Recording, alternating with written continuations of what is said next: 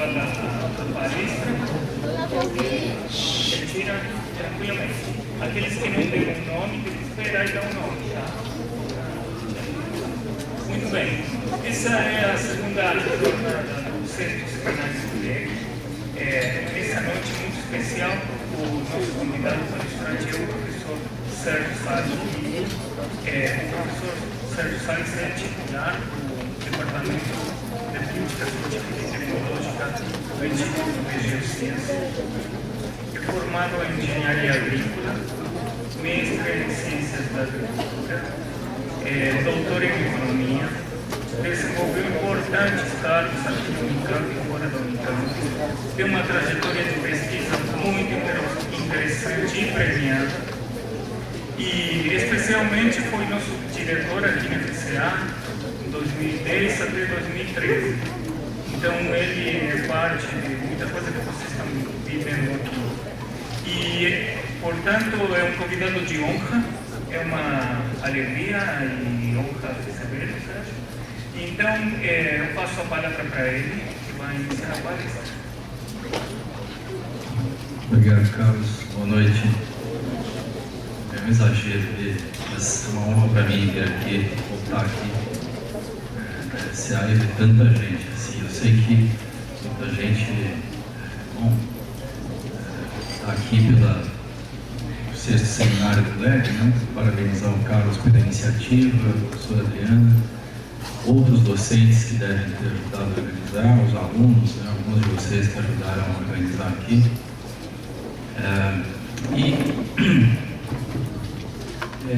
Hoje o tema que me toca falar está relacionado ao tema das políticas. Do tema das políticas num sentido particular. Políticas públicas, mas eu também diria estratégias empresariais. E o que eu escolhi para falar? Algo que a gente vem notando, na verdade já acontece desde sempre no Brasil e em outros países, que é assim: quando existe um problema no país, ou quando existe um desejo de que alguma coisa mude no país, sempre aparece alguém pensando numa política para resolver aquele problema, para atacar aquele problema, para mudar o estado das coisas. Esse toque mágico, né, que a gente mais ou menos tem na cabeça, o toque mágico das políticas certas, das políticas corretas, aquelas que vão mudar o rumo das coisas, e algumas de fato mudam, algumas para melhor, outras nem tanto, mas esse poder que a gente dá ao tema das políticas públicas principalmente, mas também das estratégias empresariais, ele muitas vezes está baseado, digamos, mais no desejo de que as coisas aconteçam, que muita gente chama de vontade política, do que propriamente em estudos, na compreensão da realidade. E aí, quando você começa a atacar um problema e imaginar qual é a política que resolve aquilo, eu diria que na maioria dos casos, as políticas elas são boladas assim, meio que da noite para o dia, e no encontro de ideias que não estão tão baseadas nos números, nos fatos, na interpretação da realidade, e acabam sendo políticas que eu chamei aqui, está no título da palestra, políticas voluntaristas. O que eu estou querendo dizer com política voluntarista é aquela que basta vontade política, sabe? Para que a coisa aconteça. Então eu vou acabar com a fome, eu monto um programa para acabar com a fome, eu acabo com a fome. Eu vou acabar com o problema da educação formal no país, eu monto um programa e acabo com... Às vezes eu consigo fazer isso, às vezes não. E eu diria mais que isso, muitas vezes a gente não consegue fazer isso. E muitas vezes as políticas não chegam lá. Elas não conseguem fazer aquilo que elas, pelo menos no papel e no discurso, se propuseram a fazer. Isso acontece também nas empresas? Acontece. Muitas vezes o gerente senta lá e bola uma estratégia qualquer, né? Para que a empresa, enfim, ganhe mercado, ganhe market share, para que ela desenvolva um novo modelo de negócio, coisa do gênero, e o negócio não dá certo, né? E tem uma questão comum por trás, sabe? Que é o erro de desenho. O erro de desenho da política e o erro de desenho da estratégia.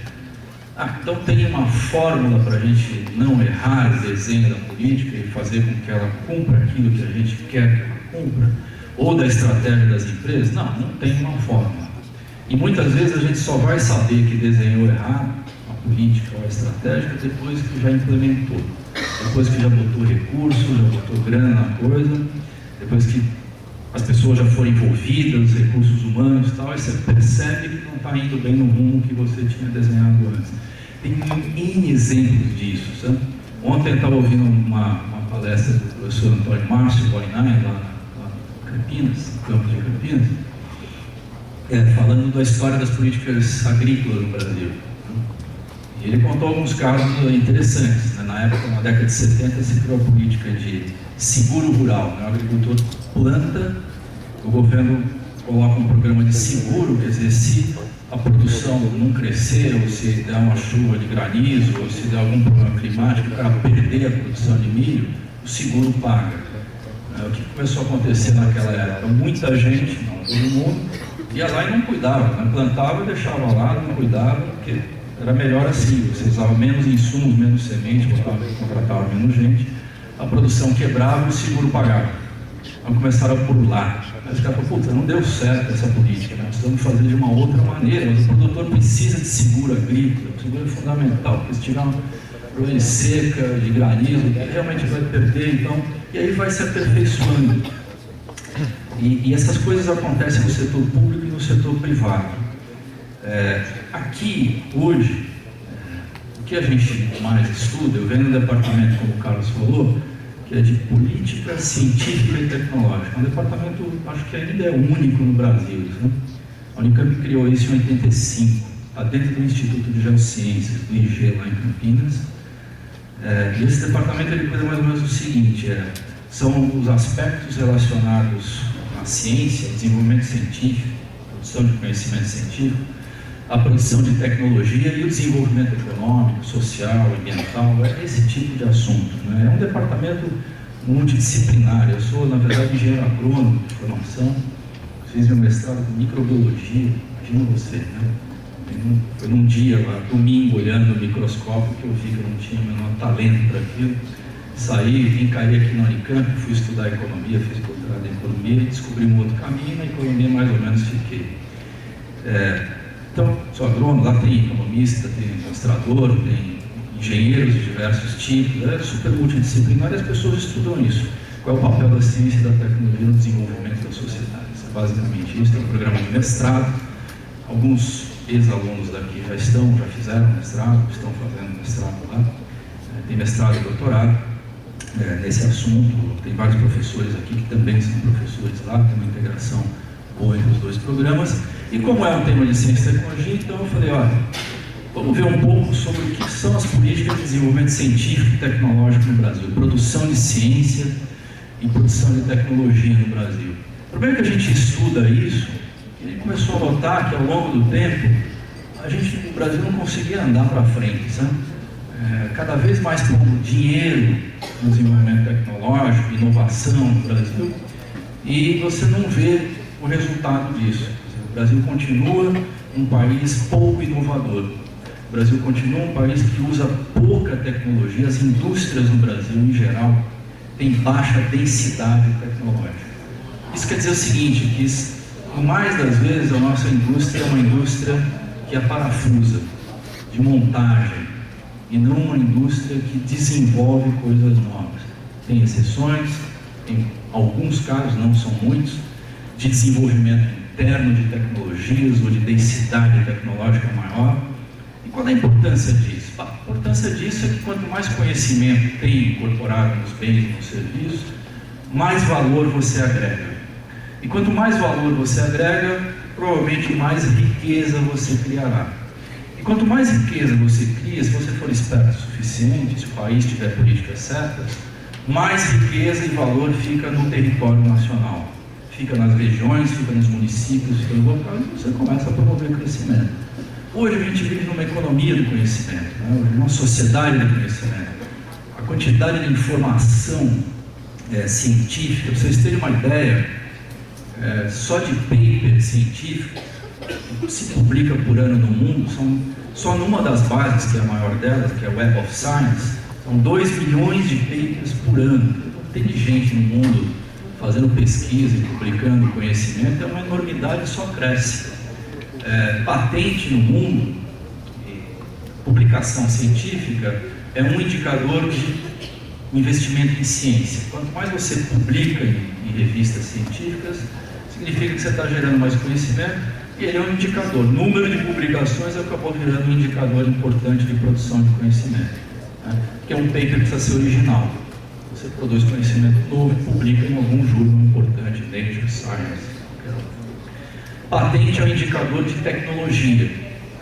Patente é justamente algo que dá direito de propriedade intelectual para uma tecnologia, precisa ter aplicação industrial. Então, patente é indicador de tecnologia nova e publicação é um indicador de ciência nova.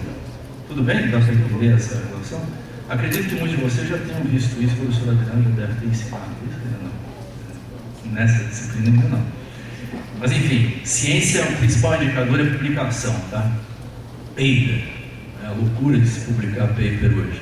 E tecnologia, o principal indicador, não é o único, mas os principais é patente, direito de propriedade intelectual. Muito bem. A questão que está por trás é a seguinte: como é que eu pego o conhecimento novo, científico, como é que eu pego a tecnologia nova e transformo isso em inovação? Inovação é um novo produto, um novo serviço, um novo bem que é criado, que não existia antes, ou é melhorado em função daquilo que tinha antes. Como é que cada vez eu desenvolvo novas tecnologias e ponho essas tecnologias dentro de produtos, computador, telefone, televisão, transmissão por satélite, avião, carro, automóvel, seja lá o que for. Como é que eu vou incorporar o conhecimento? É isso que se chama de inovação. E ali, no título, está assim, caminhos e descaminhos das políticas, não é CTI, né? DCTI. CTI quer dizer Ciência, Tecnologia e Inovação, no Brasil. Voluntarismo e fé. E eu vou mostrar aqui para vocês que tem políticas que dão certo e tem políticas que dão errado. E na maioria das vezes as políticas que dão errado são aquelas baseadas só na vontade. Então, o sujeito quer que aconteça e acha que vai acontecer se você mandar fazer. Nas políticas públicas existe uma historinha conhecida. Você tem 2 grandes tipos de políticas. Tá? É reducionista, tá? Não é bem assim, você tem uma variedade maior. Uma chamada política do porrete, do stick, né? Ou seja, você vai lá e manda o sujeito fazer, né? Você cria mecanismos que o sujeito tem que ir na direção que você quer. E tem a política da cenoura. É a mesma coisa é a ideia do cavalo, né? Ou ele anda no chicote, ou você põe a cenoura na frente e ele vai atrás da cenoura, querendo comer a cenoura e nunca alcança. Quer dizer, seriam políticas de empurrar, do stick, do porrete, e políticas de atrair, de criar coisas interessantes, que são as políticas dos chamados carrots, né? Da cenoura. Vocês já tinham ouvido isso? Não? Alguém já tinha? Tá? Porrete e a cenoura? É isso daí. Depende do lugar, né? Bom, mas enfim. Então, normalmente as políticas são concebidas assim, sabe? Instrumentos que empurram o setor numa direção, necessariamente. Então você cria punições se ele não caminhar naquela direção, você cria leis e regras, por exemplo, a questão ambiental, melhorar, diminuir poluição, reduzir a depressão de recursos naturais, poluir menos, menor emissão de carbono, tudo isso, normalmente são políticas de carrot ou de stick, políticas de cenoura ou de porrete, as políticas ambientais. Só para a gente entender. Tudo bom? São políticas então de porrete ou de cenoura? Tá, então eu explico de novo. Políticas relacionadas a jogar resíduos líquidos no rio, tá? Ou queimar cana. Foi proibido, não foi? Queimada de cana aqui no estado de São Paulo. Hoje em dia, muito pouca cana se queima, né? Ainda bem, né? Um monte de fuligem, inclusive tinha aqui em Limeira. Como é que você fez os caras pararem de queimar cana? Como é que foi feito isso? Foi uma lei, né? Um acordo, uma lei que dava até 2015, era esse ano, 2017 no máximo, e o setor teve que mudar a tecnologia, tá certo? Parou de queimar, uma lei que diz, se você queimar, você está perdido, vou te multar, né? E você muda as coisas, né? Então, por meio da lei, normalmente leis punitivas, coercitivas, elas são as políticas do stick, do porrete. Se você não fizer, você vai ser multado, vai ser punido, esse tipo de coisa. Deu para entender? E tem políticas também de estímulo, né, que é a cenoura lá na frente. Alguém poderia dar algum exemplo de alguma política? Oi? Isenção de impostos, perfeitamente. Incentivo fiscal.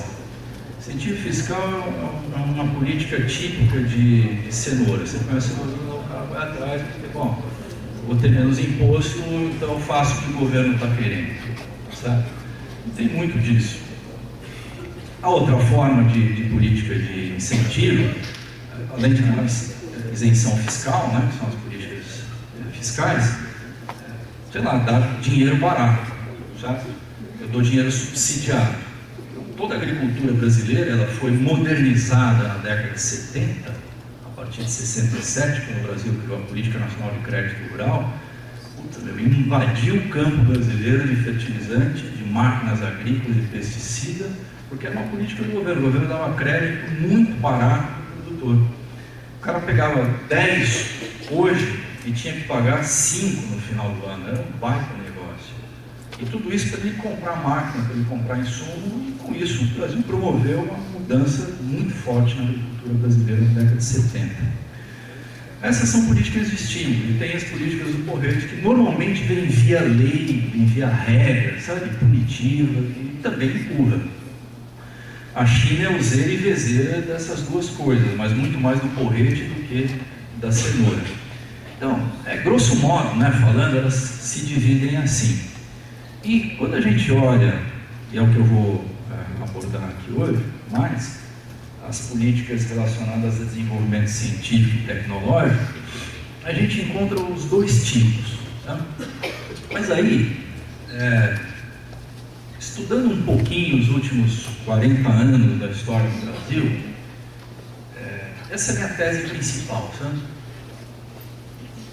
De onde nada se espera, não vai vir nada mesmo. Essa é uma frase um pouco mudada, o Barão de Itararé. Vocês conhecem? Já ouviram o Barão de Itararé? Quer dizer, não viram porque ele já morreu. Já escutaram falar o Barão de Itararé, certo? Era um frasista, um cara que era jornalista, virou político também. Era um frasista desses geniais, com frases de efeito, né? E humorista também, aquela picardia e tal. Ele tem várias frases que são conhecidas. Uma delas é essa: de onde você não espera nada, não vai aparecer nada mesmo. Né? Contrariando o ditado popular, de onde nada se espera é que vai aparecer coisa boa. Ele dizia, não vem nada não. Então, o que eu estou querendo dizer com isso? Se você monta uma política num ambiente que não é propício àquilo, seja o stick, seja o porrete, seja a cenoura, se você botar a cenoura e o cavalo não estiver interessado, ele não vai atrás da cenoura. Se você der o chicote no cavalo, ou se for um burro, ele vai ficar parado no lugar, você não tira ele dali, não tem jeito, né? Então nem sempre essas coisas funcionam. Por quê? Porque talvez não, certamente tem um erro de desenho ali. Não era aquela cenoura, não era aquele tipo de porrete, o porrete não era naquela hora e assim por diante.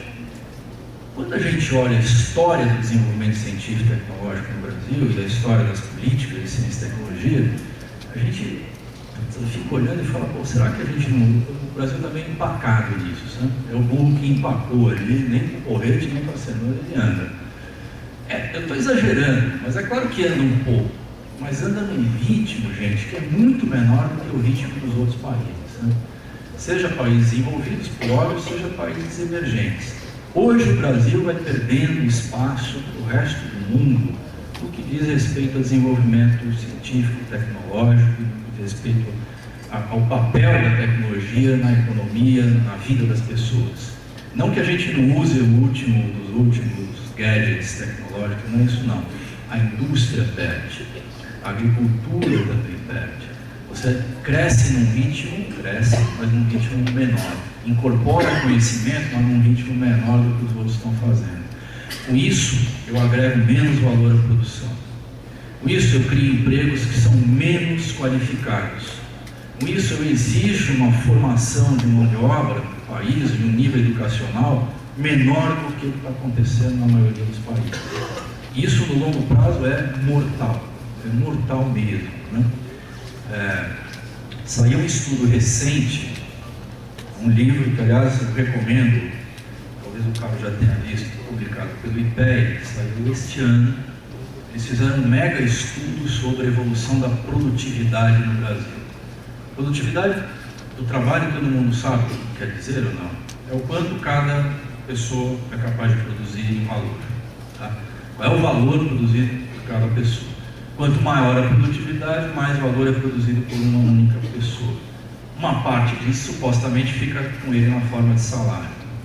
E quanto mais valor ele produz, muito provavelmente mais qualificado é o trabalho dele. Né? Se o contrário acontece, eu estou com um trabalho menos qualificado, eu estou pagando menos salário, pagando salários mais baixos e estou exigindo qualificação menor. Esse estudo da produtividade, gente, mostra um quadro muito dramático da situação do Brasil nos últimos 15 anos, mas é dramático mesmo. A produtividade da mão de obra do Brasil ela só faz cair em relação aos outros países. Isso significa que nós estamos produzindo muito menos valor, riqueza, estamos pagando piores salários, estamos também exigindo menos da formação das pessoas. E não é à toa que os resultados de todos esses concursos e exames nacionais ou mundiais de disciplinas como matemática e outras coisas, tal, a gente sempre está ficando muito atrás. Saiu a semana passada um estudo fizeram um ranking global de qualidade de vida, que tinha acho que 90 países, o Brasil ficou em 78º. Ou seja, é lamentável a situação. Melhorou alguma coisa? Melhorou, só que num ritmo menor do que os outros estão fazendo. Entendeu? Então, você sempre tem que se olhar meio comparativamente ao resto do mundo. Não adianta você olhar para dentro e falar, melhoramos muito tal e tal indicador. Eu só vou saber se melhoramos muito mesmo se eu comparar com o resto. Nós estamos correndo na mesma velocidade ou estamos correndo na velocidade menor? E aí as diferenças vão começar a aparecer. Então, estudando esse assunto sobre desenvolvimento científico e tecnológico, incorporação de conhecimento nos produtos, nos serviços, etc., nos últimos 40 anos a gente vê que o Brasil está patinando, sabe? Está um pouco rodando, correndo atrás do rabo. Eu vou tentar mostrar por que é assim e qual é a explicação para isso.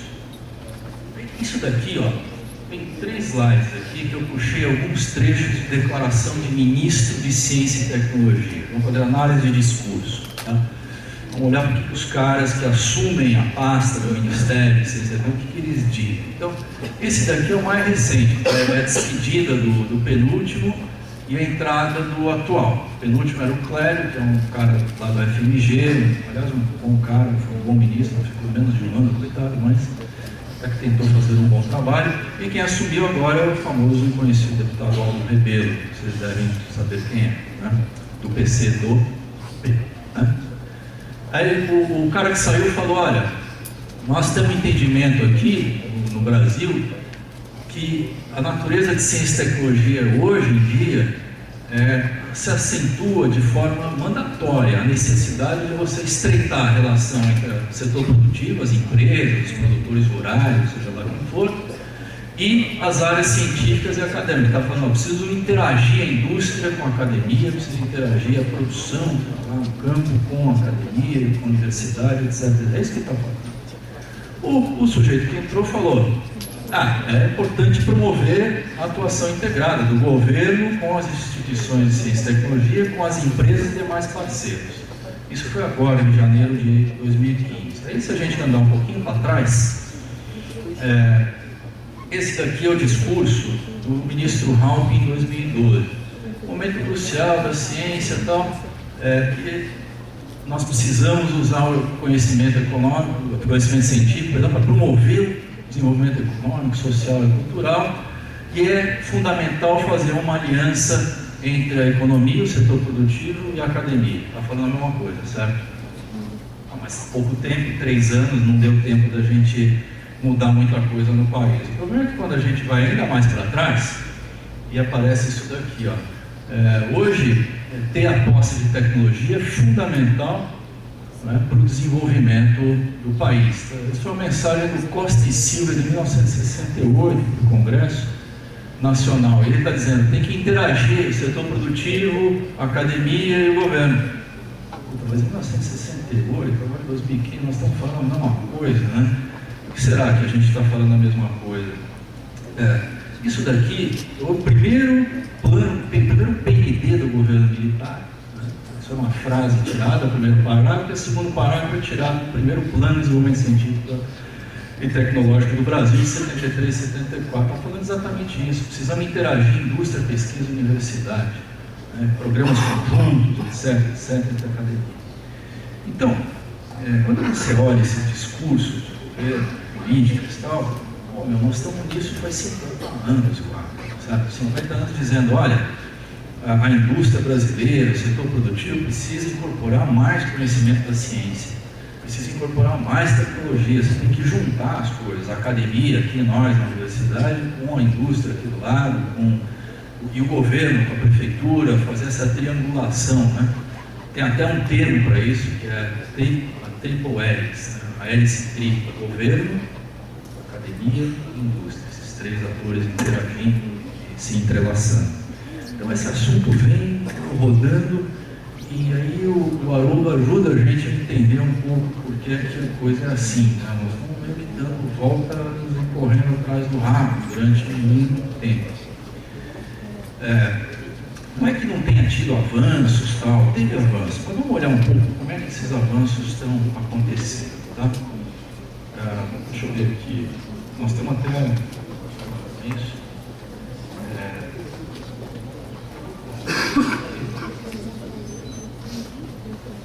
Então, para falar para vocês o que está acontecendo, eu vou mostrar agora uma sequência de dados, tá? De números e informações. E essa figura aí do nosso Siri com uma patola grande e outra atrofiada, ela um pouco representa o que é chamado Sistema de Ciência, Tecnologia e Inovação no Brasil. Vou fazer um parêntese agora. Esse é um conceito que se usa muito no mundo inteiro. Qual o conceito? Sistema de Ciência, Tecnologia e Inovação. Quer dizer o seguinte, Sistema Nacional, todo país tem o seu conjunto de universidades, todo país tem o seu conjunto de empresas, de indústrias, todo país tem os seus órgãos de governo. A interação entre eles, esse olhar abrangente, é o olhar sistêmico. Quer dizer o seguinte, alguém produz conhecimento e alguém vai usar do outro lado. Por isso que essa coisa de sistema, as 3 L's. Isso virou quase que um substituto de política de desenvolvimento no mundo inteiro desde os anos 90. Na Europa, as políticas de desenvolvimento estão baseadas neste conceito. Sistemas de ciência, tecnologia e inovação. Quer dizer o quê? Nossa sociedade do conhecimento precisa incorporar esse conhecimento nos bens, nos serviços, na educação, em todos os níveis. É assim que se cresce no mundo, é assim que os países competem, é assim que as empresas competem, etc. Então virou meio que um santo graal, né? Precisamos criar sistemas de inovação. E essa figurinha aí do nosso Siri, com a patola grande e a outra atrofiada, vocês vão entender já por que eu coloquei isso. Eu coloquei para dizer o seguinte, esse sistema ele é grande de um lado e pequeno do outro. Essa triple hélice, eu comentei, uma hélice funciona, as outras não rodam. Então uma coisa anda meio de lado, que nem Siri. Aliás, essa eu não tinha percebido. Quando uma hélice roda, a outra não anda de lado. É mais uma analogia aqui para o nosso Sirizinho. Aí o que eu falei mesmo sobre qual é o indicador de produção científica? Paper. Qual é o indicador de produção tecnológica? Patente. Não é só, tá? Tem muitos outros. É um deles, só vou usar esses 2 aqui hoje. Um outro indicador importante para você saber se o país investe em desenvolvimento científico e tecnológico é o chamado investimento em P&D. Todo mundo já ouviu falar dessa sigla? P&D quer dizer pesquisa e desenvolvimento. Né? Investimento em P&D no país quer dizer quantos por cento do dinheiro do PIB do Brasil é investido em pesquisa. Tá? Vamos ver como é que evoluiu isso nos últimos anos? Então, esse gráfico aqui, tirado da página do Ministério da Ciência e Tecnologia, é o dado mais recente que existe. Ele vai até 2012. Né? Olha só, está mostrando que o Brasil cresceu um pouco o investimento. Investimento, olha lá, P&D, deixa eu ver se eu pego aqui o negócio. Olha só, deixa eu primeiro achar nessa bolinha. Aqui.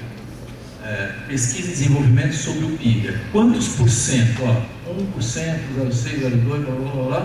Desde 2000 até 2012, estamos hoje com 1,2%. É pouco ou é muito? Por que é pouco? 1,2% do PIB, hein? Por que é pouco? Como é que eu sei que é pouco? Como é que eu posso saber, melhor dizendo, que é pouco ou que é muito? Comparando, né? Vou ver os outros países como é que é. Para vocês terem uma ideia, Estados Unidos são 2,7% do PIB. Puxa, mas o PIB americano é mais ou menos 10 vezes o nosso.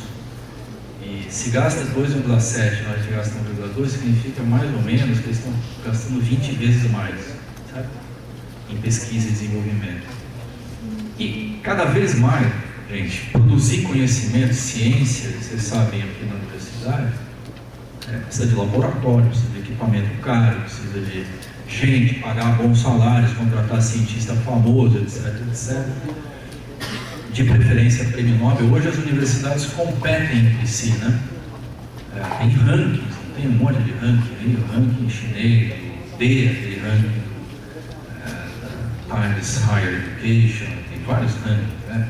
A Unicamp aparece entre as mais jovens, 50 melhores universidades do mundo, entre aquelas que têm menos de 50 anos. Né? Mas quando compara com as outras, ela está em 200º alguma coisa. A USP está 170 não sei quanto. Então, as universidades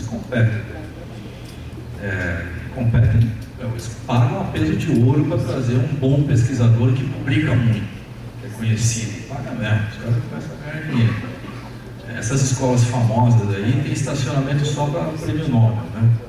Está andando no estacionamento, em vez de vaga para deficiente, vaga para prêmio Nobel. É assim mesmo que está escrito.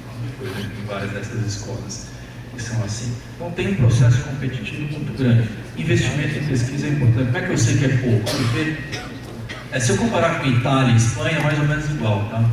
Nós não estamos tão atrás. Mas se eu comparar com a Coreia é 4,5% do PIB coreano. 4 vezes mais o investimento em pesquisa. A Coreia é um país desse tamanho, né? Israel é quase 5% hoje do PIB. E por aí vai. Você tem, na Europa, a média é de 2%. Nós estamos com 1,2%. Então significa que nós estamos ainda muito aquém. Mas volume de dinheiro importa para produzir ciência? Importa. Virou big business no mundo. A ciência virou big business. Então é dinheiro mesmo. Não tem como você competir produzindo conhecimento original com os grandes laboratórios, com o volume de dinheiro que se coloca em ciência hoje no mundo, que é uma enormidade. Mesmo esse 1% do PIB, quanto que é o PIB no Brasil? Quem sabe? Quanto é, Carlos? 4 trilhões de reais. Hoje 1,5 trilhão de dólares. 1% de 1,5 trilhão, quanto que dá? Faz conta rápida. Não fora nada, 100 e poucos. 10 bilhões de dólares. 15 bilhões de dólares, mais ou menos.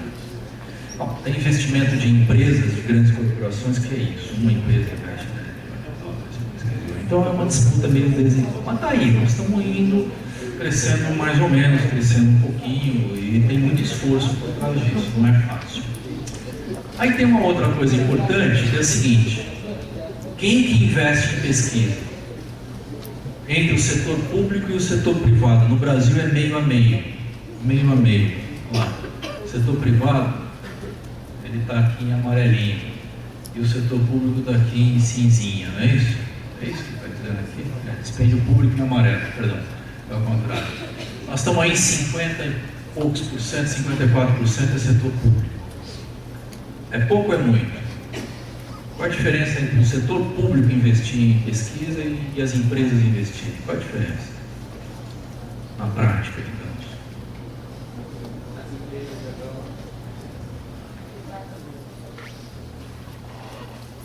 Deveria, né? Notícia deveria, né? Público ser para todo mundo, mas não é bem assim, não. Significa os investimentos que eles falam, por exemplo, o setor público faz na universidade, tá? Universidades públicas, ou nos institutos de pesquisa, tipo, sei lá, Embrapa, INPE, aí, pesquisas espaciais, né, São José dos Campos, isso daí e tal. Só que são investimentos que têm mais dificuldade de chegar ou virar produtos e processos e serviços do que o mesmo investimento feito pelas empresas. Eu não estou dizendo que o setor público não deva fazer, ele deve fazer, até porque tem muita coisa que ele faz que o setor privado não faz. Mas quando você pensa em transformar conhecimento em produto, processos, serviços, o setor privado faz mais rápido isso, porque ele vai investir em pesquisa naquilo que vai virar produto, vai virar processo, vai virar serviço de alguma forma, né? Quando se compara com o resto, com vários outros países, a gente compara com outros países, normalmente os países envolvidos 70% do investimento em pesquisa está no setor privado e 30% no setor público. O setor público se reserva mais a coisa de pesquisa básica, fundamental, certo? E aquela pesquisa aplicada que pode virar produto ou processo, que faz com as empresas, porque a empresa já produz o produto. Fica mais rápido o negócio, mais fácil. E esta é uma característica de países menos desenvolvidos. O setor público ainda, proporcionalmente, é maior. Isso significa, em alguma medida, que há menos passagem do conhecimento que foi criado, uma passagem menor quantidade de conhecimento vai virar produto e processo. Estamos talvez publicando muito, fazendo pesquisa, mas não estamos patenteando. Vamos ver como é que é isso na prática. Isso aqui a gente pode falar. Depois eu volto nisso aqui. Olha só. Esse gráfico mostra o aumento da produção de papers brasileiro no mundo. No mundo não, são duas bases. Essas duas bases basicamente representam o mundo hoje, né? A Thomson, que é a Web of Science, já ouviram falar? Web of Science?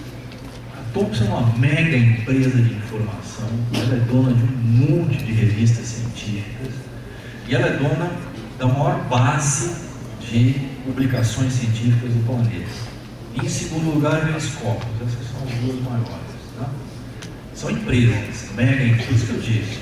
Ciência, meus amigos, virou big business mesmo, né? E essa mega empresa chamada Thomson, ela detém essa base gigantesca. Se vocês entrarem no computador aqui e googarem Web of Science, vocês vão entrar na maior base de publicação científica do planeta. Vocês vão encontrar artigo científico sobre qualquer assunto que vocês possam imaginar ali dentro. Se estiverem dentro da Unicamp, ao acessar, a Unicamp paga uma taxa para o Web of Science, para a Thomson, então você consegue fazer o download do arquivo, do paper, ou ler o paper. Se você estiver na sua casa e não tiver um VPN, estiver fora e não pagar, você não consegue, você tem que pagar. E um paper hoje custa em média uns $35 para você baixar no seu computador. Aqui a gente consegue baixar porque a Unicamp, como universidade, tem o acesso, ela paga. A gente ter os papers que vocês baixam aqui é porque a Unicamp paga, tá? Não é porque é de graça. Ciência hoje não é de graça mais. Em todo mundo, ela é paga. E é um big business mesmo. Muito bem. Cresceu, diminuiu, ficou a mesma coisa a publicação de paper de brasileiro nessas duas bases. Essa é fácil, hein? Cresceu, né? Cresceu e cresceu bastante, olha. Saiu em 1996. Em 96 a gente saiu de 0,9 aqui na base azul e chegamos em 2010 hoje é quase 3%. O que quer dizer isso? Mais ou menos o seguinte: 3% da ciência mundial é produzida no Brasil. Não é pouca coisa, tá? Não é pouca coisa. Um país como o nosso produzir 3% da ciência mundial, estamos falando de ciência que é feita em dezenas de países, não é ruim. Saímos ali de menos de 1%, triplicamos praticamente, nesse período relativamente curto, vai? 20 anos, quanto tempo nós estamos falando? Menos 15 anos. Né? Então teve um efeito, as políticas de ciência no Brasil produziram. O Brasil hoje é produtor de conhecimento, sim, é produtor de conhecimento. Nas duas bases principais que a gente possa olhar.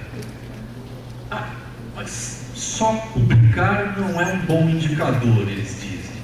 Tem que saber se aquilo que você publicou, os outros estão usando. E como é que eu sei se aquilo que você publicou no artigo está sendo usado por outros? Como é que a gente pode saber isso?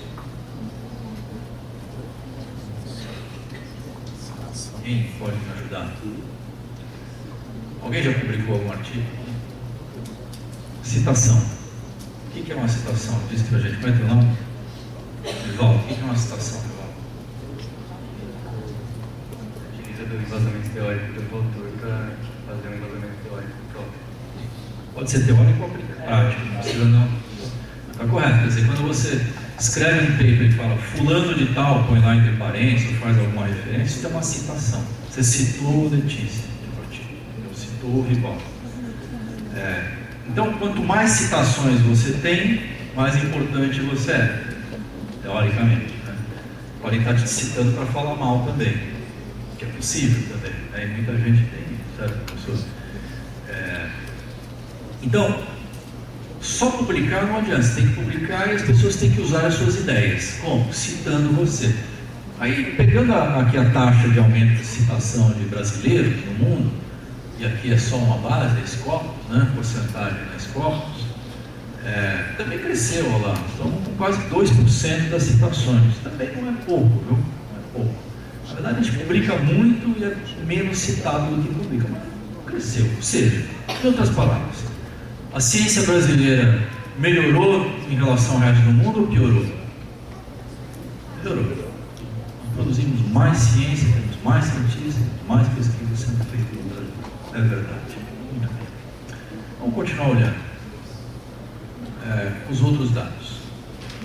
Também, para que essa ciência tenha crescido, existe um fator fundamental na estrutura do sistema de ciência e tecnologia, que é a chamada pós-graduação. Na graduação, vocês vão publicar pouco. Alguns de vocês vão publicar um artigo, dois, a partir do TCC, a gente publica e tal. Mas não é muito esperado que na graduação o aluno publique muito. Mas na pós-graduação, o produto fundamental do sujeito é a publicação, ou a tecnologia. Quem for fazer mestrado, doutorado, vocês vão ver, o orientador de vocês vai ficar que nem sarna junto de vocês, para vocês produzirem um paper. Vão ter que produzir um paper na pós-graduação. Necessariamente, é obrigatório, é stick, não é carrot. Tá? Corrente, o orientador vai mandar vocês publicarem. Então, aquele aumento da produção científica no Brasil, se vocês estamos produzindo mais ciência, se deve também a isso daqui, ó. Devia ter uns pointers maiores, aqueles que o pessoal do Boca Juniors usa, cegar o goleiro, spray de pimenta. Então, aqui é o crescimento do número de mestres no Brasil e de doutores. Olha só, o Brasil produz 15 mil doutores por ano. É bastante, não é? 15 mil doutores por ano, muito bom. Quantos mestres? Enxerga mal. 45 mil mestres por ano. Pô, uma desova boa. Não tem nenhum outro país no mesmo nível de desenvolvimento do Brasil que produz isso, de doutores e mestres. Quantos desse pessoal está empregado como doutor? Por que só 50? Cadê o resto? O que eles estão fazendo? Continuam na carreira acadêmica. A maioria desse pessoal, infelizmente, está desempregado. Né? Mas não estou desestimulando ninguém a não fazer o mestrado, doutorado. Na verdade, não é que eles estão desempregados, eles não encontram emprego como doutores. Entendeu? Faz porque gosta da academia, quer fazer e tal, mas é difícil. Por que é difícil empregar doutor no Brasil, hein? O que isso revela? É caro. Para quem? Para o empregador, para as empresas. Mas e se ele der retorno? Porque caro é relativo, né? Pode ter um retorno no futuro, não pode? Mas o nível de emprego dos doutores em empresas do Brasil é muito baixo. E é muito baixo mesmo. Bom, isso é um sinal de aquela patola maior do Siri quer dizer mais ou menos isso, sabe? O lado pesquisa, o lado ciência, nós desenvolvemos relativamente bem. O lado usar esse pessoal, essa ciência, em bens, serviços, produtos e processos, já não evoluiu tanto como a gente vai ver daqui a pouco. Tudo bem?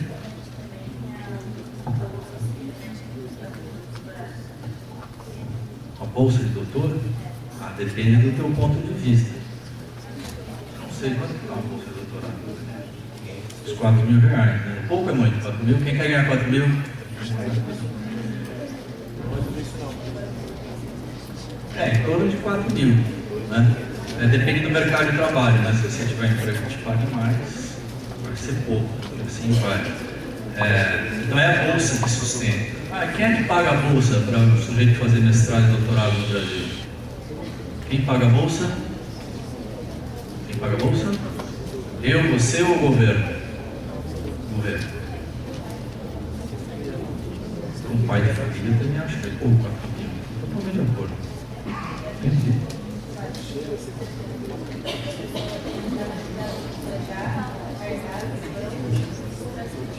Perfeitamente. Em outras palavras, ser pai e ser doutor ao mesmo tempo é uma dificuldade. Mas é uma verdade, o salário é baixo, quer dizer, não tem salário. Então isso revela para a gente um aspecto. O fato de ter pouco doutor empregado na indústria, e tem pouco doutor empregado na indústria, significa que a indústria precisa ou não precisa de doutores? Não enxerga o doutor como... Oi?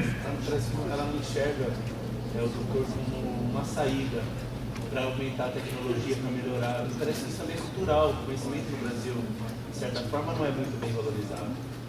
Eu acho que você está certo, eu acho que esse é um fator importante. Não enxerga, muita gente não vê ali uma oportunidade, né? E culturalmente também tem um problema que precisa ser vencido, mas talvez tenha algo mais, porque no sistema capitalista, o processo de concorrência é meio brutal, sabe? Se precisasse, eles contratariam. Então, em geral, quando você vê uma situação dessa, né, que não tem mestre e doutor na empresa, significa que a empresa faz ou não faz pesquisa? Faz ou não faz? Não. Indicador óbvio, porque quem faz pesquisa mesmo, entender como faz na universidade, normalmente tem que ter passado pelo mestrado e pelo doutorado. A pós-graduação é que forma a pesquisa, né? Não é a graduação, é a pós-graduação que forma a pesquisa. Então, como não tem gente, mas tem pouco, mestre e doutor com pós-graduação trabalhando nas empresas, provavelmente tem muito pouca gente nas empresas trabalhando em pesquisa mesmo, pesquisa e desenvolvimento. Você encontra, o que você mais encontra no Brasil e em muitos países é uma pesquisa mais incremental, mais desenvolvimento do que pesquisa. Tem muito engenheiro desenvolvendo processos, etc. Então, você tem muita gente de graduação fazendo o que eles chamam de desenvolvimento, mas não pesquisa propriamente dita. Tudo bem? Tem uma certa diferença aí. Bom, então a gente viu que esse lado, digamos, mais científico, ele cresceu bastante. Vamos ver patente. Falei que era outro indicador importante. Atenção, não é o único indicador, tem uma baita discussão em torno disso, mas ele simplifica bem as coisas que a gente quer mostrar. Olha, titularidade de patentes no Brasil. Uma patente, ao contrário de um paper vem o autor, certo? Como é que é o nome? Diego. Se você escrever um paper, teu sobrenome é? Oi? Duenson. Salles. Não? Salles. Pronto, já arrumei o sobrenome. Vai estar assim, Salles, vírgula D. Bom, você é o autor, certo? O cara que escreveu é o autor. Ponto. Numa patente, além de ter o autor, que é o cara que inventou a tecnologia, vai estar lá, inventor, vai estar o teu nome lá.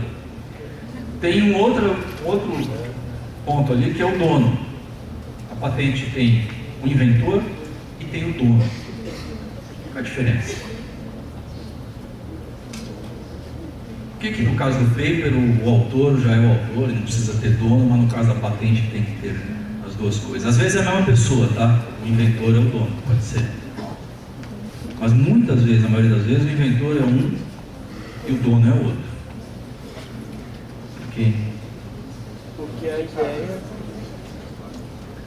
O dono é o dono, ele é que utiliza. O inventor, ele pode até ter o direito de utilizar, mas ele vai ter que negociar com quem? Com o dono. A patente é um direito de propriedade. A única diferença é que, em vez de ser a propriedade desse computador ou desse telefone, que são chamados ativos tangíveis ou intangíveis? Ativos tangíveis, eu tenho propriedade disso, né? Eu preciso da nota fiscal. Se alguém me roubar, eu vou ter dificuldade de provar que é meu, porque eu não sei onde está a nota fiscal. Mas eu tenho um comprovante de titularidade da nota fiscal. Tá? A patente é uma forma de dar propriedade a um ativo intangível, uma ideia, um conceito, um desenho. Tá? Então ela tem um dono. E só tendo um dono é que ela vai poder ser comercializada, ou licenciada, ou alguma coisa desse tipo. Tá? Um paper, a ideia pode ser usada desde que você cite o autor. Tá? Uma patente você só pode usar se você tiver a permissão do dono. Existe uma diferença grande, porque patente é um ativo comercializável e o paper não. O paper, se você ler, pagar para ler e citar, acabou, você já cumpriu a sua função, você deu a autoria da ideia a quem de direito. A patente não, não pode fazer isso, você tem que pedir licença para usar aquele conceito. Pode até citar a patente, mas para usar a tecnologia para descrita numa patente, você tem que pedir licença para o dono, não é nem para o inventor não manda nada. Se ele é o mesmo inventor e dono são uma pessoa, tudo bem, mas em geral não é. Então, esse gráfico ele fala de titularidade. Titularidade é o dono. E aqui está dividido entre residentes no Brasil e não residentes. Não residentes são estrangeiros. O que diz esse gráfico? Não residentes é a curva verde, residentes é a curva azul. E essas são patentes depositadas no Brasil. Tem um Instituto Nacional de Propriedade Intelectual, que é onde isso daí é depositado. O que diz o gráfico? Nós estamos patenteando mais ou menos, vamos por partes. Nós, no geral, patentes no Brasil, mais. De quem são? Quem é o dono das patentes? Brasileiros ou estrangeiros? Estrangeiros. O que quer dizer isso, do ponto de vista, o que vocês imaginam que o perfil da indústria que faz pesquisa, para você ter uma patente precisa ser original, tá? Eu invento. Oi? São as multinacionais. Muito bem. Então, normalmente, tem um aumento de patente. Então o Brasil, porque uma patente nova é uma tecnologia nova. Então, pode comparar as coisas aí, tem uma certa identidade. Uma patente, ela precisa ser original, ela precisa ter aplicação industrial e precisa ser fruto da inventividade humana, ela tem que cumprir esses 3 requisitos. Ao cumprir esses 3 requisitos, alguém vai analisar e vai falar, ok, eu te dou o direito de ser o dono disso, uma patente dura 20 anos. Por 20 anos você tem a exclusividade daquele invento. Né? Então, só que, muito possivelmente, a maior parte dos inventores aí é brasileiro, mas o dono não é. Então aumentou a atividade de patenteamento de multinacionais e de estrangeiros no Brasil. Tudo bem? Cresceu a produção de tecnologia? Cresceu. Só que com essa diferença. Nós não estamos produzindo, aumentando a produção de tecnologia feita por empresas brasileiras. Tudo bem? Ok. Só que depositar patente no Brasil não quer dizer muita coisa. O mercado brasileiro é pequeno, porque assim, uma patente vale onde você deposita, sabe? Você tem que ir nos países e depositar. O principal escritório de patente no mundo é o escritório americano. E United States Patent and Trademark Office, USPTO, é bem conhecido. Então, todo mundo que no mundo inteiro descobre alguma coisa importante, faz um invento importante, vai lá no USPTO e deposita. E tenta ter a patente dele registrada nos Estados Unidos. É o centro de comércio de tecnologia do mundo, a Europa também, o Japão também e agora a China também. Então, a pessoa tenta pôr nos Estados Unidos, na Europa, no Japão e na China, se é um bom invento. Tá? Tenta depositar em cada um desses lugares, tudo bem? Portanto, um indicador melhor sobre se nós estamos produzindo tecnologia é o quanto a gente está depositando lá no USPTO. Porque se for bom, se for tecnologia que vai virar um bom produto, um bom processo, etc., o sujeito corre nos Estados Unidos, porque é lá que ele vai ganhar dinheiro. Tá? Aqui tem o depósito e o registro. Né? O granted é o que já foi concedido, o depósito é o que está em análise ainda. Isso daqui são patentes de brasileiros nos Estados Unidos. O que vem acontecendo? Aumentando. Mas qual é o número total? Vocês lembram do número anterior, de quanto era de patente no Brasil? Quanto que dá ali? 25 mil mais, sei lá, 8 mil, né? 33 mil, por aí, 34 mil patentes, né? Isso é o que acontece aqui dentro. Quanto que está dando ali nos Estados Unidos?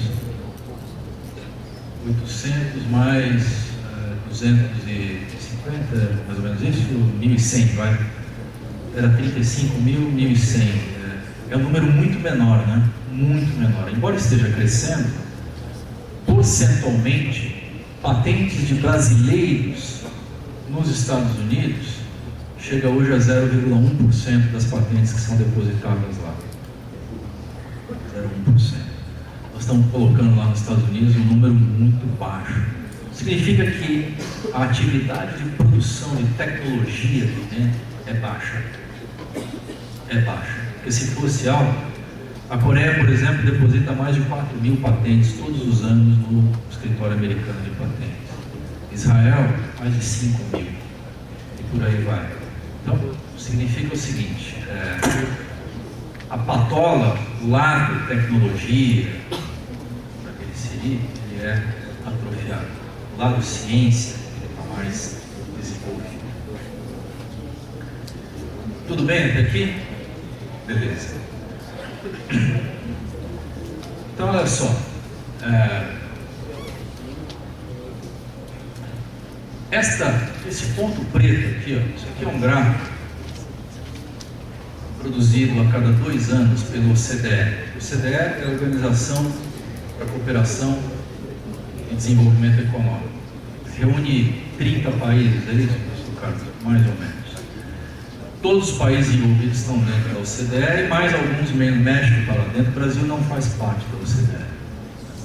E a OCDE, a cada 2 anos, solta um relatório, este é o último, que mede a situação da produção de conhecimento e de inovação em vários países, inclusive no Brasil. E aqui tem um conjunto de 3, 6, eu não vou passar por eles, são vários indicadores, né? Só para vocês terem uma ideia aqui, ó. O gasto público em empreender como porcentagem do PIB. Tá? A linha preta é a mediana, que divide a amostra 50% para cima, 50% para baixo. Quer dizer, desses 30, 50 países mais ou menos que são avaliados, aqui está a mediana, né? Joga 50 para baixo, joga 50 para cima. Tercio inferior, tercio médio, tercio superior. Tudo bem? É uma distribuição de tercios.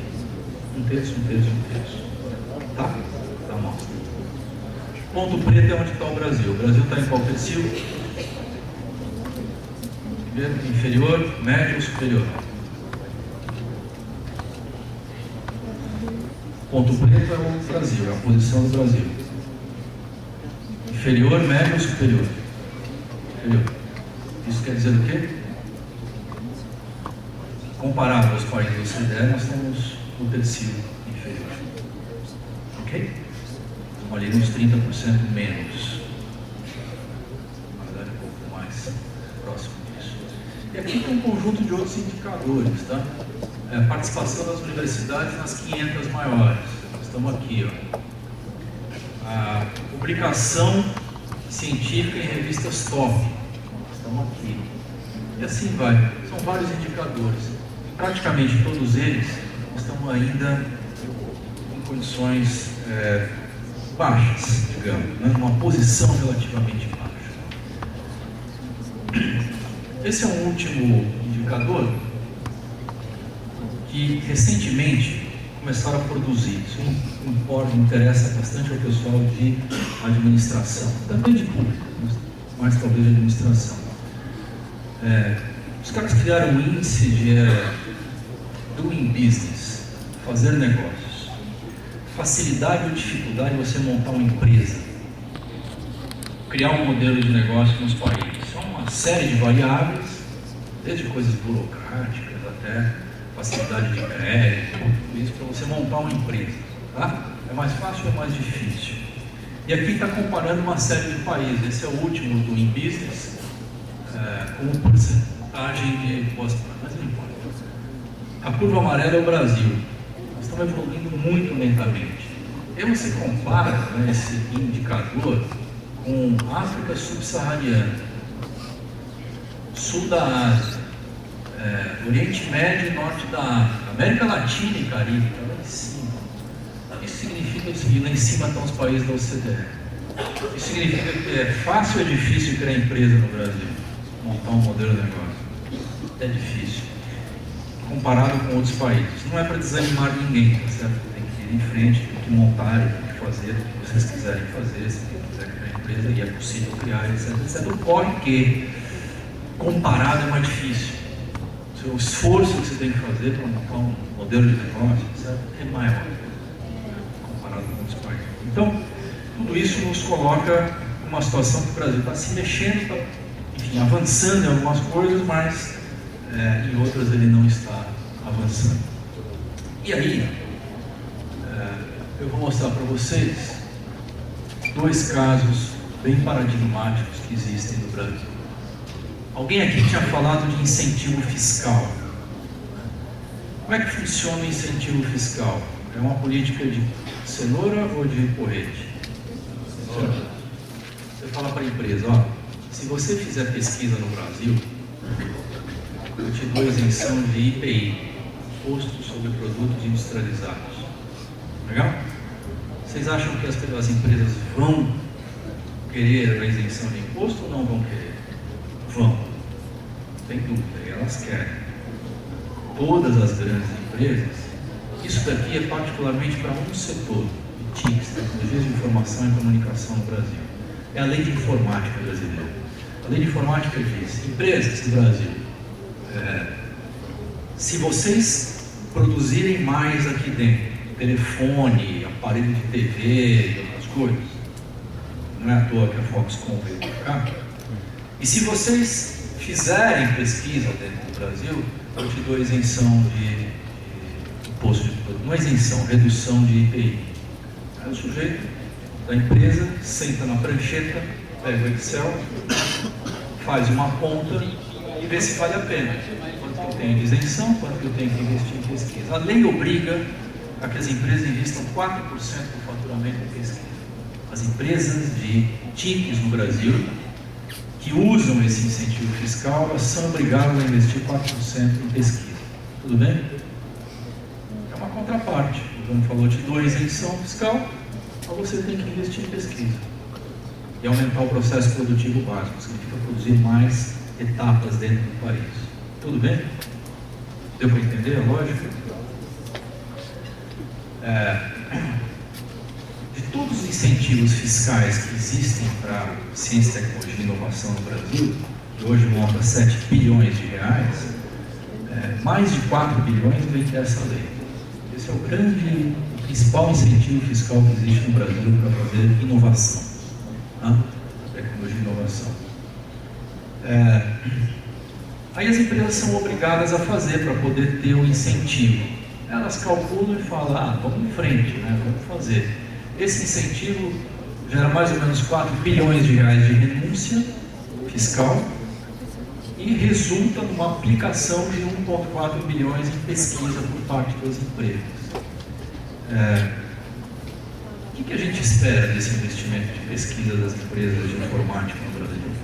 O que vocês imaginam que poderia resultar? Essa lei é lá de 93, hein? Já tem um tempinho. 22 anos, 20 e poucos anos. O que deveria ter acontecido no setor? Me ajudem a pensar. O que deveria ter acontecido? Os caras estão usufruindo do incentivo, estão botando dinheiro em pesquisa. O que seria de se esperar?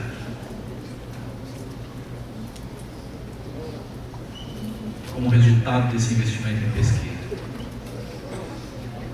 Mais o quê? A gente falou dos dois indicadores principais,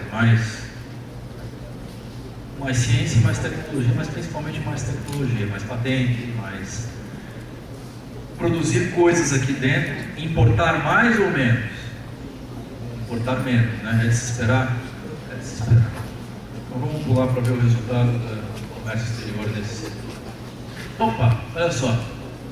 A curva em vermelho é a curva de investimento em pesquisa por parte das empresas que usufruem incentivo fiscal, e a curva em azul é o déficit comercial do setor de TICs. O Brasil, que hoje monta a mais ou menos acima daquilo, né? Chega hoje a 30 bilhões de reais de déficit entre exportação e importação. Olha só o cálculo. Esse setor em 2008 faturava 60 bilhões, tá? O setor de TICs em geral. Se vocês quiserem ver, tem a classificação da PNAD. Em 2008, o nosso déficit comercial em dólares era de 13 bilhões. O que quer dizer o déficit comercial de 13 bilhões? Quer dizer que a gente, entre exportação e importação, a gente importa 13 bilhões a mais do que exporta. Tá? Portanto, um déficit comercial, certo? Bem. Em 2012, ou seja, apenas 4 anos depois, esse setor cresceu bastante, passou a faturar 80 bilhões. Só que o déficit comercial foi para 35 bilhões e meio.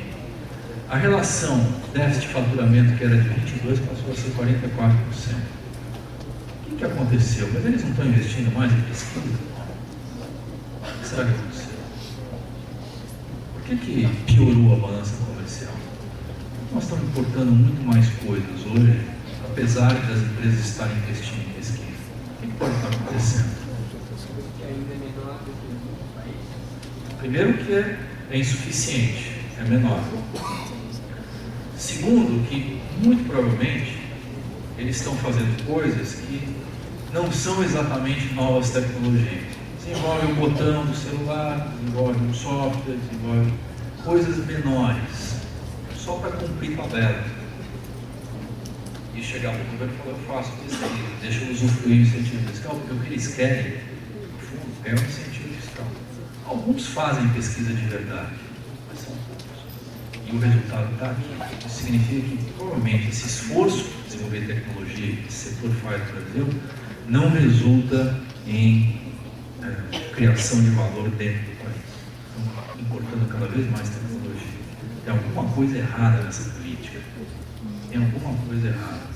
Aí você vai tentar ver o que é, e a gente fez a avaliação dessa política. P&D, né? Pesquisa e desenvolvimento, são duas coisas diferentes, sabe? Pesquisa é uma coisa, desenvolvimento experimental é outra. Muito mais simples de fazer. O que essas empresas fazem é o desenvolvimento. Então pegam uma tecnologia que já existe e desenvolvem. E com isso elas comprovam que o governo fizeram por ele. E podem continuar usufruindo do incentivo fiscal. Na verdade, o governo nem precisaria desse direito. Tem algum erro de desenho? Claro que tem um erro de desenho. Você cria um estímulo e ao mesmo tempo um porrete, né? Porque eles são obrigados a investir em pesquisa. Os caras olham para você e falam: você não quer investir em pesquisa, eu quero só incentivo. Não, para ter um incentivo você precisa, tá bom, vai, vou lá e faço pesquisa. Não é pesquisa de verdade, não é isso que acontece nesse setor. Aí, vamos para o setor elétrico. Setor elétrico, geração, transmissão e distribuição de energia elétrica no Brasil. Aqui eles estão. Você pode. Quando esse setor foi privatizado, no final dos anos 90, começo de 2000, Se a pessoa vai soltar aqui, fica o mais. pessoal que desenhou a Vai fazer privatização corredor do mesmo. modelo falou o seguinte: nós vamos privatizar, né, o setor elétrico no Brasil, mas nós precisamos desenvolver tecnologia aqui dentro. Que tal se a gente obrigasse as empresas a investir em pesquisa? O que vocês vão dar em troca para as empresas? Nada. Estamos dando a concessão da geração, transmissão e distribuição. Já é muito. Para elas terem a concessão, eu vou cobrar delas 1% da receita operacional líquida aplicada em pesquisa e eficiência energética. Aí as empresas GTD quer dizer geração, transmissão e distribuição. Petrobal, CMI, sei lá. Não foi privatizado, é estatal. Mas tem uma boa parte foi privatizada. E essa regra serve para as estatais. O que a ANEEL diz? Todas as empresas acima de um certo porte do setor elétrico brasileiro são obrigadas a investir 1% da sua receita operacional líquida em pesquisa e em eficiência energética. Pô, legal, né? O que se espera disso? O que se esperaria? Isso está desde 2001 valendo. Portanto, tem 14 anos de vida essa política. O que vocês imaginam que deveria ser um resultado? Mais ou menos tecnologia produzida no Brasil? Mais. Né? Os caras são obrigados a fazer. Aí eles desenvolvem uma coisa nova, bacana, que pode ser uma tecnologia que melhora a produtividade deles. Eles ganham grana com isso. De tempos em tempos existe uma política que vem e anula esse ganho, chamada revisão tarifária, ou política de modicidade tarifária. Por quê? Porque todo o ganho que eles têm de eficiência tem que ser repassado para as tarifas. Para quê? O cidadão, nós pagarmos menos energia. É um bem público. Mas é um bem para todos. Aí o empresário olha e fala, pô, quer dizer que eu sou obrigado a investir em pesquisa. Se eu faço alguma coisa que funciona, vira um produto novo, um processo novo, isso me melhora os custos, eu vou perder? Você vai perder. Eu não quero. Não tem quem quer. O senhor é obrigado. E aí o que eles fazem? Eles contratam fora qualquer coisa.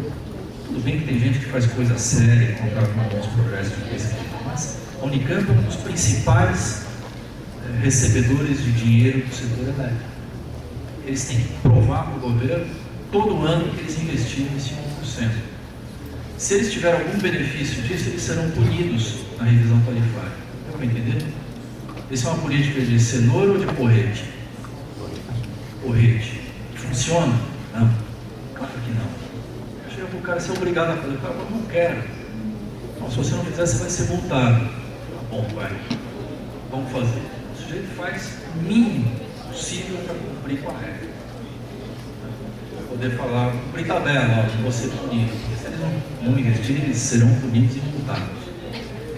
Aí quando a gente vai olhar os dados, também de balança comercial, aqui ó, investimento em pesquisa em azul e a balança comercial em vermelho. O que está acontecendo com o setor? Estamos importando mais ou menos tecnologia. Isso é importação de equipamento. Tá? Estamos importando mais ou menos. Mas é o mesmo fenômeno que está acontecendo lá. Então eu cheguei no ponto com 2 exemplos, é claro que nem todos os exemplos são assim, mas tem uma concepção, um desenho da política por trás. Tem uma coisa que o cara falou, ó, vou forçar as empresas a investirem. Não dá certo. Não tem como dar certo, porque a empresa vai fazer isso contra a vontade, ela é punida se ela não fizer, e ela é punida se ela fizer, porque isso a gente fica no pior dos mundos. Tem chance de sair alguma tecnologia que a gente vai exportar para o mundo? Não tem chance. E nem tem chance de haver um desenvolvimento. Existe um voluntarismo nessa ideia de porrete, de que se eu obrigar os caras a fazer, é uma coisa na área de informática. Eu dou incentivo, cobro outra coisa, os caras não querem. Eles fazem o mínimo. E estão certos de fazer. É isso que eu estou chamando de voluntarismo. Né? Você, tal da vontade política. Vamos fazer acontecer. Não é bem assim, você precisa conhecer a realidade. O professor Carlos Jamil agora avisou que eu tenho apenas... que eu não tenho mais tempo, isso? Que eu não tenho mais tempo. Infelizmente. Então era isso, o recado. Eu estou aberto, se vocês quiserem fazer perguntas, para esclarecer essas perguntas. Obrigado pela atenção.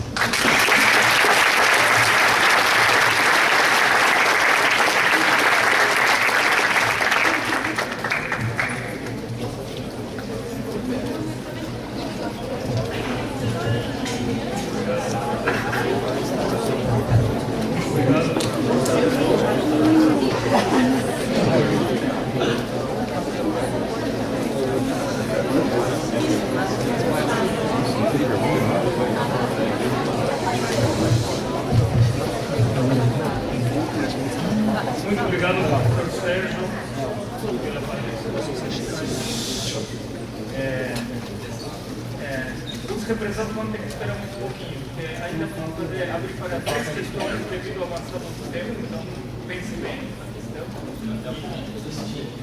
Claro. E aí vamos fazer uma rodada de 3 questões para a gente encerrar tanta vontade, interesse ótimo, mas às 4 horas. Mas devido ao nosso estado de tempo, então vamos fazer 2, 3 questões. Vamos estar voluntários.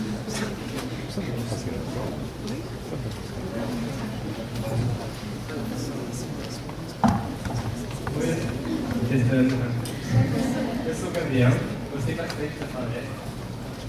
Acho que não deu tempo de falar sobre as expectativas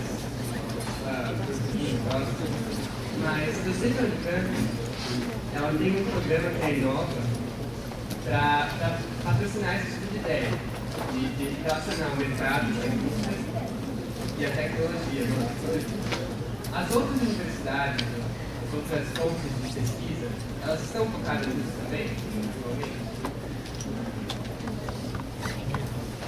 Elas estão, a Inova é uma agência da Unicamp criada em 2004 para isso, você falou, né? Para criar essa conexão não só com as empresas, com o mercado, mas com a sociedade de uma maneira geral e tentar fazer a transferência do conhecimento que existe aqui, ou mesmo desenvolvimento conjunto, né? Tem um parque científico agora no campus, as empresas estão se localizando, uma série de ações aí relacionadas a aprender a lidar com a propriedade intelectual e tal.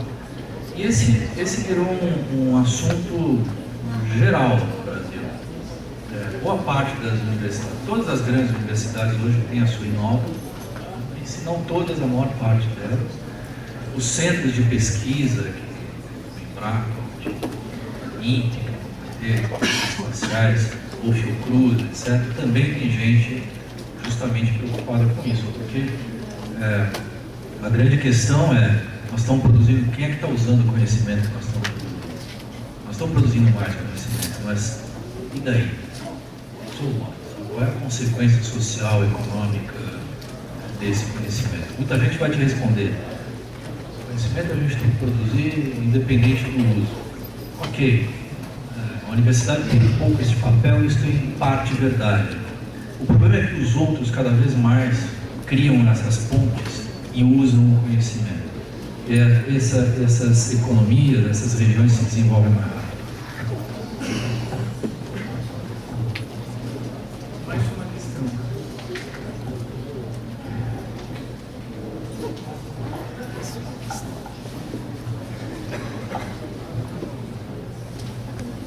Meu nome é Pedro. Queria saber como é que você incentiva, então, as empresas a produzirem pesquisa e desenvolvimento sem que elas não seguirem mudanças, pelo contrário, fazendo com que elas se interessem muito em produzir e que elas tenham retorno com isso, né? Viável, por exemplo, no setor elétrico. Quem não leu ainda, mas praticamente os professores de vocês vão dar uma revista chamada Schumpeter para ler, já ouviram falar? Não é o único, evidentemente, mas o que motiva, o elemento fundamental é a concorrência. Quer dizer, se você está em um determinado mercado, tem um desempenho, uma produtividade, certa forma de organizar a produção, e outros começam a fazer diferente, mudar a estrutura de custos, ser mais competitivo, etc. Então você vai atrás, você está perdido. No longo prazo, as economias, a concorrência tem um fator muito importante. O Brasil, que eu não apresentei aqui, eu ia falar quais eram as 4 causas dessa situação. Uma delas é que nós somos uma economia muito fechada. O Brasil é uma das economias mais fechadas do mundo. O grau de abertura econômica do Brasil é de 20%. 20% é baixo, né? Isso significa exportação sobre importação mais exportação. É simples como isso, é baixo. E fundamentalmente baseado em commodity. Estamos falando de soja, de minério de ferro, e de suco de laranja e de carne. Esses 4 produtos representam 80% dessa pauta de exportação. Esses produtos são demandantes de tecnologia e conhecimento ou não? Pouco, né? Muito pouco. Esse pessoal compete lá fora. Então, quando você pergunta qual é a fórmula, cada setor vai demandar a sua fórmula. Tá? Não existe uma fórmula única. Mas um elemento geral que o Brasil jamais usou é colocar suas empresas para competir globalmente. Porque aí, como é que é o nome mesmo? Que aí, Pedro, as referências são globais. Ou você alcança e investe em pesquisa para isso, ou você sequer entra neste jogo. Como é que a Coreia vira hoje um país com um nível de empenho tecnológico, investe 4,5% do PIB em pesquisa, e tem marcas como... Aliás, a resposta é porque tem marcas como Samsung, Hyundai, LG, etc., que são empresas criadas para competir globalmente. Ou elas investem em tecnologia, ou elas estão fora. Não tem a menor chance. E o Brasil não faz isso, nunca fez isso, com exceções. Embraer é uma exceção, mas são poucas. Tá? Já no caso do setor elétrico, que não é um setor competitivo, são concessões de longo prazo, é bem diferente. Tem que mudar a lei, você tem que deixar o cara ficar pelo menos com uma parte do ganho que ele tem em investir em pesquisa. Isso tudo é perdido, quer dizer, o incentivo ao inovador é um desincentivo, é um erro de desenho da política, achando que se você obrigar o sujeito, o capitalismo não funciona assim, se não tiver uma resposta. Muito bem, devido ao avançado do tempo, vamos encerrar aqui. Eu agradeço demais a